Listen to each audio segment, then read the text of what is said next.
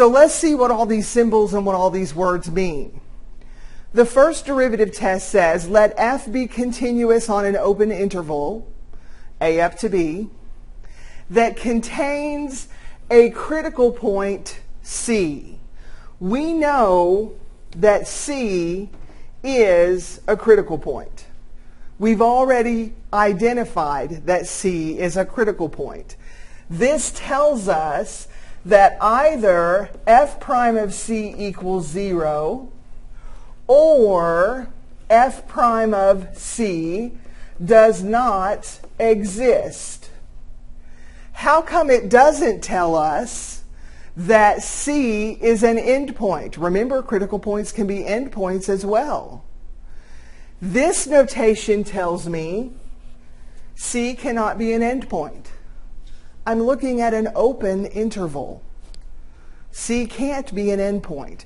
The first derivative test tells us nothing about endpoints. We have to remember that endpoints are candidates where extreme values could happen. We have to add that knowledge in addition to our work with the first derivative test. So the first part of the first derivative test says if f prime is positive for all input values to the left of C. That's what those words are saying to you. For all x in the open interval a up to C, our first derivative output values are all positive. For the entire interval from a up to C, not including C.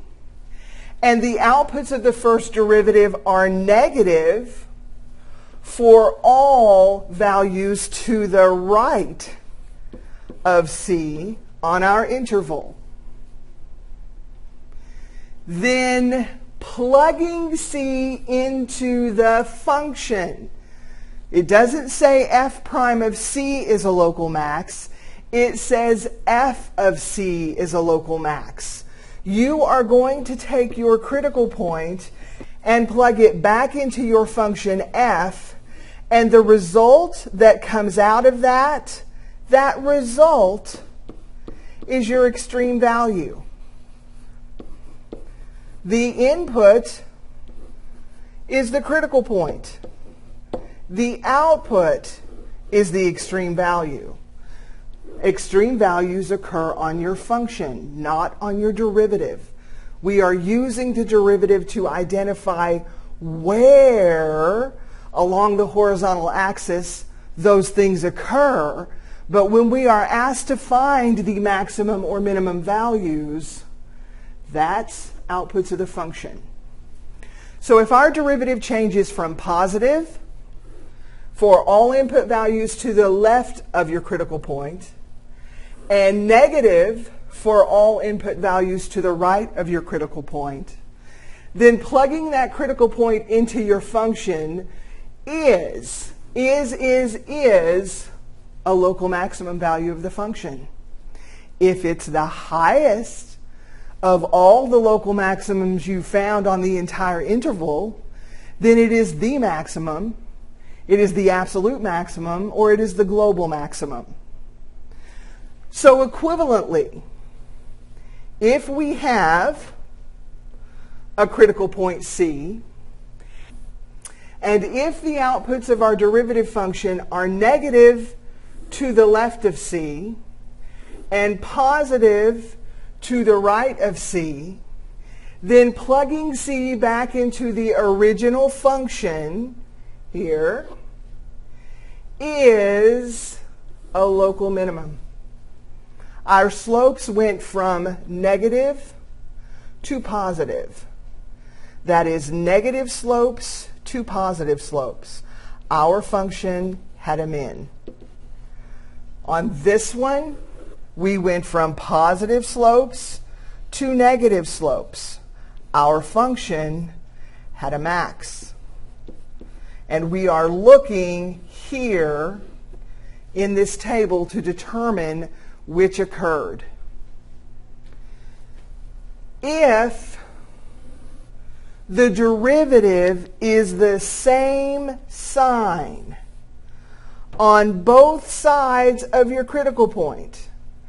If you plug a test point in from this interval and get positive on your first derivative, and you plug a test point in from this interval and get positive from your first derivative, you do not have a local extreme value on f.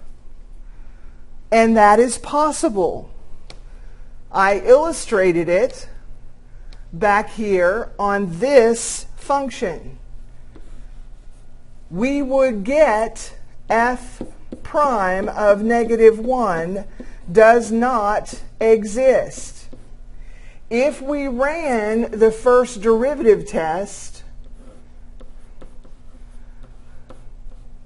on this function with -1 as a critical point, when we looked at values to the left of -1, we would see that our slopes, the outputs of our derivative function, would be negative. When we looked at outputs of our derivative function to the right of -1, we would see that the slopes are still negative. This is not a local extreme value for the function f. For our visual learners, that's what this is saying analytically. If we do not change from positive to negative or negative to positive slopes on either side of our critical point, we do not have a local extreme value on the function. There's your first derivative test. It looks and feels a whole lot like what we did to find the monotonicity of our function, because it is exactly like it. We didn't know it, but we were using the first derivative test and getting information about increasing, decreasing on our function instead of getting information about maxes and mins. So let's work an example where we don't have the graph of the function. We're going to work this analytically because I want you to see exactly what your work should look like. Find the local extreme values of the function f of x equals x squared minus 6x plus 5. Here's the process. If I want all local extreme values, I'm going to use the first derivative. So I'm going to take the first derivative. I need to know all the values where the first derivative equals 0 or does not exist. I'm always going to look for both. This is a smooth, continuous function. That derivative exists everywhere. So there won't be any candidates that come from where the first derivative doesn't exist. But we don't need to forget that those are candidates for extreme values as well. So I need the x values where my first derivative equals 0. This is a critical point. This is a stationary point. There are no stationary points where the derivative is undefined. There are no singular points where the function takes a sharp turn. There is only stationary points where the first derivative equals 0. I will come back always when I get through working with my derivative and check for extreme values at endpoints. I will always do that.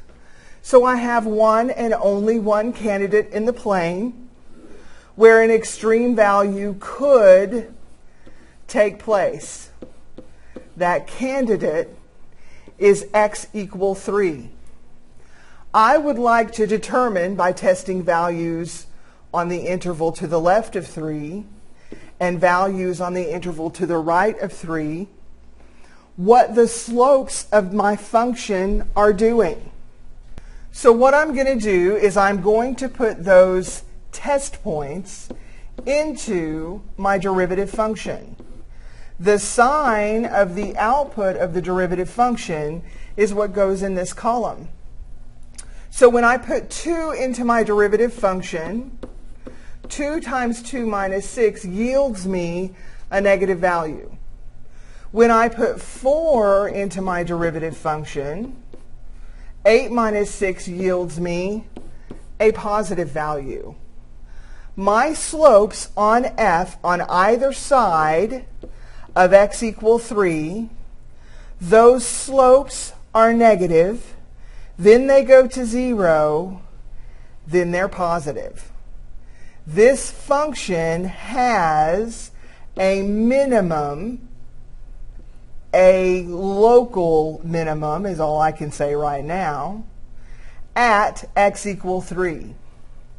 F of x has a local min at x equal 3. This is where many times a student will stop working and say, okay, I've met my burden. There's a local max at x equal 3. Done. Moving on to the next question. That's not what this question asks for. It says find the extreme values. Extreme values are outputs of your function. You have got to go back to your function and plug that value into your function. The output of your function at that value is going to be a local min. You have justified that you have a local min using the first derivative test. Every AP reader in the world is going to give you process points because there's your justification for this result. Now, the final thing that we are always going to do, always, always, always, is the last step in the process is you must check the endpoints of the interval. They are also critical point candidates. We don't have a closed interval for this function. This particular function has no endpoints. F of x has no endpoints. We've checked that. The only extreme value